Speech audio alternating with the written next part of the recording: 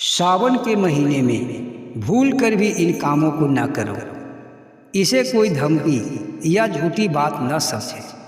ये सारी बातें शास्त्रों में बताया गया है कि जो व्यक्ति सावन के महीने में ऐसा काम करता है उसके जीवन में बहुत ही कष्ट आने लगता है। अच्छा खासा जीवन चलता रहता है और न जाने कहाँ से कई अड़चनें, कई बाधाएं आने लगता है। व्यक्ति को ये समझ में भी नहीं आता कि आखिर जो जीवन इतना अच्छा से चल रहा था, मैं सुखी था, और फिर ये दुख कहाँ से आने लगा। मेरा जीवन इतना कष्टदायी कैसे हो गया। तो ये सब उन्हीं भूलों के कारण होता है। जो व्यक्ति सावन के महीने में ऐसे काम करता है जिसे नहीं करना चाहिए। जैसे कि हम सब जानते हैं कि सावन का महीना भगवान भोलेनाथ के नाम पे समर्पित है। भगवान भोलेनाथ सब पे दया बरसाने वाला भगवान शिव, जो सावन के महीने में उनका पूजा अर्चना करता है, उसके सारे कष्ट और सारे दुखों का अंत कर देते हैं। हर व्यक्ति जैसे ही सावन चढ़ता है तो भगवान भोलेनाथ के भक्ति में लीन हो जाता है। कई लोग तो भगवान भोलेनाथ के धाम पर जाकर कांवड़ में जल भर के उन पे जल चढ़ाता है और भगवान शिव का आशीर्वाद प्राप्त करता है। पर जो व्यक्ति सावन के महीने में भगवान भोलेनाथ का पूजा करे या ना करे, पर जो ऐसा कार्य करता है, जो ये काम करता है जो नहीं करना चाहिए, वो व्यक्ति को जीवन में बहुत ही कष्ट आ जाता है। इसलिए हर व्यक्ति को जब ये जानना आवश्यक है तो आप भी इन बातों को अवश्य ही जान लें। वीडियो को छोड़कर कहीं न जाएं। भगवान भोलेनाथ के नाम लेकर इस वीडियो के अंत तक बने रहें। और ये चैनल को अभी तक सब्सक्राइब नहीं किए हैं तो सब्सक्राइब कर लें। चलिए जानते हैं कि सावन के महीने में हमें कौन सा काम बिल्कुल भी नहीं करना चाहिए ताकि जीवन सुखी रहे और भगवान भोलेनाथ का आशीर्वाद हम पे सदा के लिए बना रहे।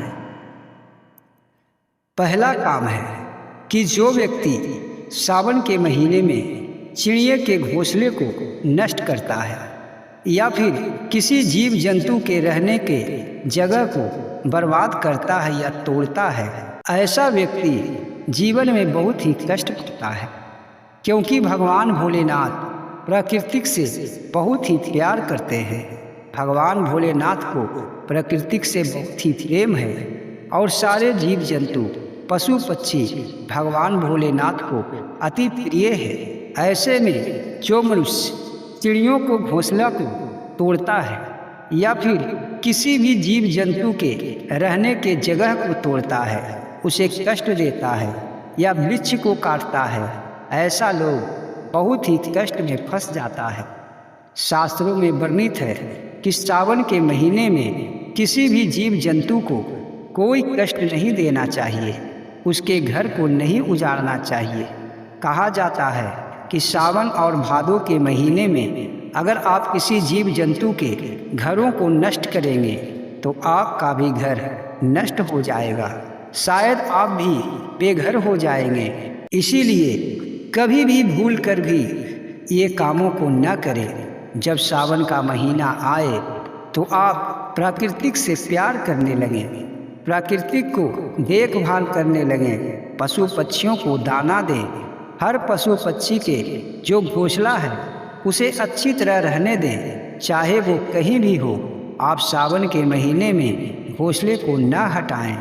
वैसे तो ये कार्य कभी भी नहीं करना चाहिए क्योंकि ये करना पाप होता है, पर खास करके सावन के महीने में जो पक्षियों के घोंसला तोड़ता है, जानवरों के रहने का स्थान को नष्ट करता है, ऐसे लोग बेघर हो जाते हैं और उसके जीवन में कई तरह के संकट आने लगते हैं।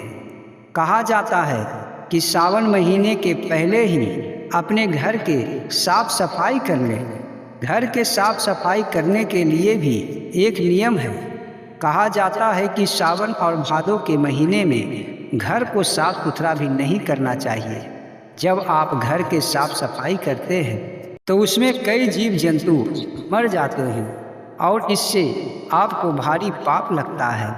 इसलिए कभी भी सावन के महीने में अपने घर का साफ सफाई न करें। सावन के महीना आने से पहले ही अपने घर को साफ सुथरा कर लें और कभी भी किसी चिड़िया का घोंसला न तोड़ें। सावन के महीने में हमेशा पशु पक्षियों से प्रेम करते रहें। दूसरा बात, कई मनुष्य मांसाहारी होते हैं। बहुत सारे लोग मांस मछली का सेवन करते हैं, पर शास्त्रों में सावन के महीने में मांस मछली खाना बहुत ही बड़ा पाप माना गया है। वैसे तो मांस मछली खाना ही पाप है, उसे तो कभी भी मनुष्य को नहीं खाना चाहिए, क्योंकि मांस मछली मनुष्य का आहार नहीं है। पर फिर भी जो मनुष्य सालों भर मांस मछली का सेवन करता है, उसे कम से कम चाहिए कि सावन के महीने में पूरा महीना मांस मछली का सेवन न करे।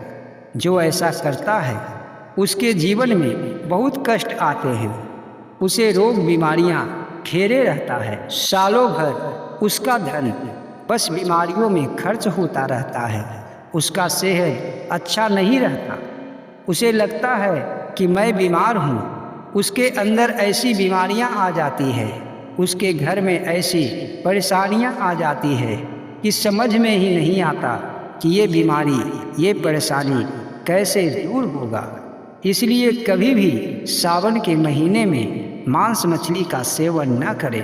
अगर आप मांसाहारी हैं, आप मांस मछली खाते हैं, तो सावन के महीना छोड़कर और बाकी महीने में आप मांस मछली खा सकते हैं। पर यह भी बिल्कुल गलत है। अगर आप मांस मछली छोड़ ही दें तो बहुत ही अच्छा होगा, क्योंकि मांस मछली खाना पाप ही कहलाता है। और जो व्यक्ति मांस मछली को खाता है तो उसे इन पापों का सजा अवश्य ही भुगतना पड़ता है। पर खास करके सावन के महीने में मांस मछली का सेवन करना शास्त्रों के विरुद्ध है। इसलिए कभी भी सावन के महीने में मांस मछली का सेवन न करें। तीसरा है लहसुन और प्याज। कहा जाता है कि सावन के महीने में लहसुन और प्याज को नहीं खाना चाहिए। शास्त्रों में भी ये बताया गया है, क्योंकि भगवान भोलेनाथ का जो पूजा अर्चना करता है वो अगर पूरा सावन लहसुन प्याज का सेवन न करे तो भगवान भोलेनाथ उस पर जल्द ही प्रसन्न हो जाते हैं। इसलिए शास्त्रों में बताया गया है कि जैसे ही सावन चढ़े लोगों को चाहिए कि मांस मछली और लहसुन प्याज का सेवन करना बंद कर दें। बहुत सारे लोग हमेशा लहसुन प्याज को खाते हैं। कई लोग ऐसे भी हैं जो कभी भी अपने जीवन में लहसुन प्याज का सेवन नहीं करते। पर जो लोग लहसुन प्याज को खाते हैं उन्हें ये चाहिए कि जब सावन चढ़ जाए तो सावन के पूरा महीना लहसुन प्याज का सेवन बंद कर दें। अपने घर में जो खाना बनता है उसमें लहसुन प्याज बिल्कुल ना डालें। बस भर सावन लहसुन प्याज अगर आप नहीं खाते हैं तो भगवान भोलेनाथ का कृपा आप पे अवश्य बना रहेगा। भगवान शिव आप पे प्रसन्न रहेंगे। इसलिए ये जानना बहुत आवश्यक है कि सावन के महीने में लहसुन प्याज बिल्कुल भी नहीं खाना चाहिए। और आप देखे भी होंगे कि कई लोगों के घरों में लहसुन प्याज बंद रहता है। इसलिए अगर आप भी सावन के महीने में लहसुन प्याज का सेवन करते हैं तो आज से बंद कर दें। और जब भी सावन का महीना आए तो अपने घर में लहसुन प्याज खाना में न डलाएं। चौथा, सावन के महीने में कभी भी शराब का सेवन नहीं करना चाहिए। बहुत सारे लोग ऐसे हैं जो नित्य शराब पीते हैं, हमेशा वो नशे में रहते हैं। पर उन्हें चाहिए कि जब सावन का महीना आ जाए तो वो शराब को छोड़ दें, कोई भी नशा न करें। क्योंकि शास्त्रों में लिखा हुआ है कि जो व्यक्ति सावन के महीने में नशे में डूबा रहता है, ऐसे लोग पाप करते हैं। ऐसे लोगों को बहुत सारे कष्ट और बीमारियां होता है। भगवान भोलेनाथ उस पर प्रसन्न नहीं होते। इसलिए जो शराब पीते हैं उन्हें सावन के महीना चढ़ते ही शराब को 1 महीने के लिए छोड़ देना चाहिए। वैसे तो शराब पीना बिल्कुल ही गलत बात है। कभी भी व्यक्ति को शराब नहीं पीना चाहिए, नशा नहीं करना चाहिए। पर जो व्यक्ति शराब पीता है, जो सालों भर शराब में डूबा रहता है या फिर कभी कभी ही शराब को पीता है, पर उसे सावन के महीना चढ़ते ही शराब को हाथ भी नहीं लगाना चाहिए और शराब को सावन महीने तक बिल्कुल ही छोड़ देना चाहिए। शास्त्रों में ये वर्णित है कि जो नशा में डूबा रहता है और सावन का महीना चलता रहता है, ऐसे लोगों पे शिव का कृपा कभी नहीं हो सकता। जो व्यक्ति शराब में डूबा रहता है और वो व्यक्ति भगवान शिव का पूजा भी करता है तो उसे कोई भी फल नहीं मिलता। इसलिए सावन के महीने में मदिरा पान बिल्कुल ही बंद कर देना चाहिए। जो शराबी है उसे शराब छोड़ देना चाहिए। पाँचवा, सावन के महीने में ये पाप तो बिल्कुल भी नहीं करना चाहिए। कई लोगों का ये आदत होता है कि वो पर स्त्रियों पे गलत नज़र डालता है, या फिर कई स्त्रियां भी ऐसी होती है जो पर पुरुष के साथ रहना चाहती है, पर सावन के महीने में जो ऐसा करता है उसे बहुत ही बड़ा पाप लगता है। वैसे ही ये पाप के श्रेणी में आता है कि जो पर स्त्री या पर पुरुष के साथ रहता है, ये बहुत ही बड़ा पाप है। पर जो सावन के महीने में ऐसा पाप करता है उसे घोर पाप लगता है और उसे बहुत ही बड़ा दंड मिलता है। इसलिए कभी भी सावन आए तो ऐसा पाप बिल्कुल न करें, और अगर आप ऐसा पाप करते हैं तो आप सदा सदा के लिए ऐसा पाप करना छोड़ दें, क्योंकि ये पाप ऐसा पाप है जिसे क्षमा भी नहीं किया जा सकता।